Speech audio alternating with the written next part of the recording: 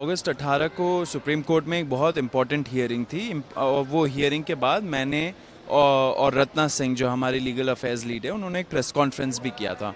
उसमें हमने यही बताया था कि जो सुप्रीम कोर्ट है, सुप्रीम कोर्ट ने उस हियरिंग के दौरान 3 बार सरकार से जो सरकार के वकील थे उनसे बोला कि आप हमें एक लिस्ट दे दीजिए सारे एफआईआर्स का जो पूरे देश भर में प्रोटेस्टर्स के खिलाफ फाइल हुए हैं।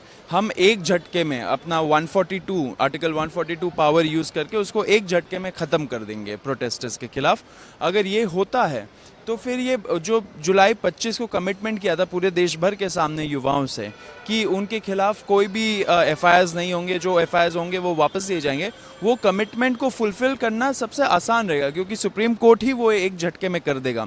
लेकिन उस दिन हियरिंग के दौरान सरकार के तरफ से कुछ कमिटमेंट नहीं आया, डिस्पाइट सुप्रीम कोर्ट 3 बार बोला उन्होंने कि आप हमें लिस्ट दीजिए, लेकिन कोई कमिटमेंट नहीं आया। तो उसी संदर्भ में हम लोगों ने बोला था कि अगर सरकार अपना मंशा क्लियर नहीं करती अगले कुछ दिनों में तो हम लोग हमारा जो नेशनल वर्किंग कमेटी है उसको कन्वीन करेंगे एंड उसके बाद हम लोग डिसीजन लेंगे कि हम लोग कैसे इस चीज़ को एस्केलेट करें एंड जो विश्वासघात सरकार प्लान कर रही है देश के युवाओं के साथ कमिटमेंट्स को फुलफ़िल ना करके वो कैसे ना होने दें। कमिटमेंट्स को फुलफ़िल होना पड़ेगा। तो इसलिए कल हम लोग नेशनल वर्किंग कमेटी को कन्वीन कर रहे हैं। इस जो दिल्ली में फिज़िकली प्रेजेंट है वो एक साथ मिलेंगे, 2 बजे का टाइम है एंड जो दूसरे देश भर में दूसरे स्टेट्स में वो वर्चुअली ज्वाइन करेंगे और उस मीटिंग के बाद हम लोग मीडिया को भी ब्रीफ करेंगे कि क्या हुआ। इसमें हम लोग जो एस्केलेटरी ऑप्शंस होंगे वो हम लोग डिसाइड करेंगे क्या होने चाहिए, लेकिन हम युवाओं के साथ विश्वासघात नहीं होने देंगे।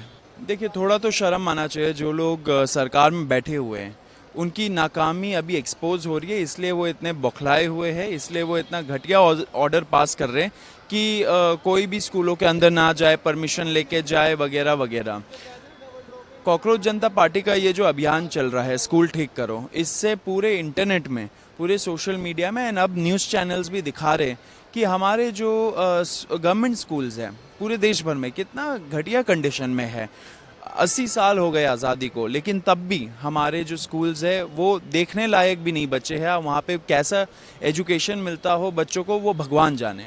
तो ऐसा भगवान भरोसे जो हमारा सिस्टम चल रहा है उसको ठीक करने के लिए युवा निकला हुआ है, एक तरह से प्रेशर बना रहा है सारे सरकारों के ऊपर कि वो ये स्कूल ठीक करे, क्योंकि हमारे पास पैसे हैं, हमारे पास ब्रिलियंट पॉलिसी मेकर्स है। इन सबको यूज़ करके आप ठीक करिए ना हमारे स्कूल्स, क्योंकि हर बच्चे को एक सिर्फ राइट टू एजुकेशन नहीं होना चाहिए, राइट टू क्वालिटी एजुकेशन भी होना चाहिए। हर बच्चा जो इस देश में है वो डिज़र्व करता है कि उसके पास एक फेयर चांस रहे ज़िंदगी में आगे बढ़ने का।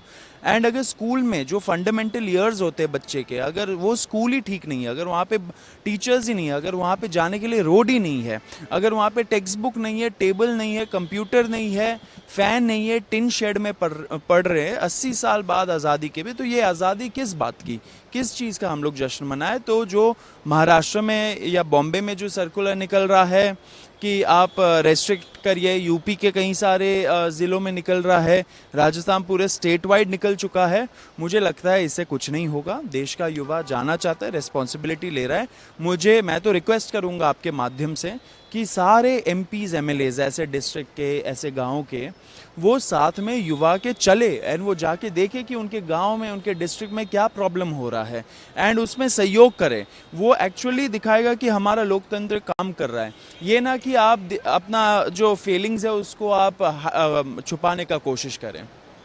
जिस तरह से हमने जंतर मंतर की तस्वीरें देखी थी, उसके बाद लगातार एफआईआर को लेकर के आप लोग अगेंस्ट में थे, वही तस्वीर हमने झारखंड में देखा और झारखंड में भी एफआईआर दर्ज की गई छात्रों पर, लाठीचार्ज हुआ, हाई तमाम घटनाओं। देखिए, जो झारखंड के बच्चे हैं उन्होंने बहुत लंबा संघर्ष करके अपने डिमांड्स मनवाए सरकार से। सरकार को, हेमंत सोरेन के सरकार को छात्रों के खिलाफ नहीं जाना चाहिए। जो भी स्टूडेंट्स हैं, जो लेजिटिमेट स्टूडेंट्स हैं, उन्होंने जो प्रोटेस्ट किया वो इससे किया क्योंकि सिस्टम उनको फेल कर रहा था। कोई नहीं चाहता कि वो इतने दिनों भर रोड पे उतरे, रोड पे रहे रातों रात। तो ये जो बच्चे हैं उन्होंने बहुत संघर्ष करके कुछ जीता। उनके खिलाफ जो एफआईआर है वो एक्सेप्टेबल नहीं है, ऐसा नहीं होना चाहिए। एंड मेरा यही अपील रहेगा हेमंत सोरेन सरकार को कि ऐसे एफआईआर्स पे कोई एक्शन नहीं होना चाहिए, विड्रॉ होना चाहिए। रही बात हाई कोर्ट की, मुझे आशा है कि हाई कोर्ट भी समझेगा कि क्या प्रॉब्लम्स है स्टेट में, बच्चे क्या प्रॉब्लम्स फेस कर रहे हैं, एंड जो बच्चों के डिमांड्स है वो अल्टीमेटली माने जाएंगे। क्योंकि आप देखिए ये जो जेनजी आउटरीच के लिए जो इन्होंने फेसेस बनाए हैं, कौन कौन है, नितिन नबीन जी, मतलब कि कुछ हफ्ते पहले उन्होंने देश के युवाओं को कॉकरोच और वायरस कहा था, एंड जो प्रोटेस्ट कर रहे थे बच्चे उनको बोला था टुकड़े टुकड़े गैंग के मेंबर्स। अब बताइए ये जाके जेनजी को लेक्चर देंगे कि आपको कैसा होना चाहिए, कैसा मर्यादा रखना चाहिए वगैरह वगैरह, ये आउटरीच करेंगे जाके। दूसरा स्मृति ईरानी जी, आप देख लीजिए उनका ट्रैक रिकॉर्ड, आप 2016 में क्या हुआ था आप गूगल करके देख लीजिए। रोहित वेमुला का केस कैसे उन्होंने मिसहैंडल किया था, एंड कैसा उनका रवैया रहा था पार्लियामेंट के अंदर एंड पार्लियामेंट के बाहर, जिसके वजह से उनके ही सरकार ने उनको एजुकेशन मिनिस्ट्री से बर्खास्त कर दिया। तो एक फेल्ड एजुकेशन मिनिस्टर जेनजी को आउटरीच करेंगी एग्ज़ाम के मुद्दे पे। उनका खुद का जो डिग्री है वो भी कंट्रोवर्सी में रहा है। उन्होंने बोला था येल यूनिवर्सिटी से उन्होंने ये किया था, डिग्री लिया था।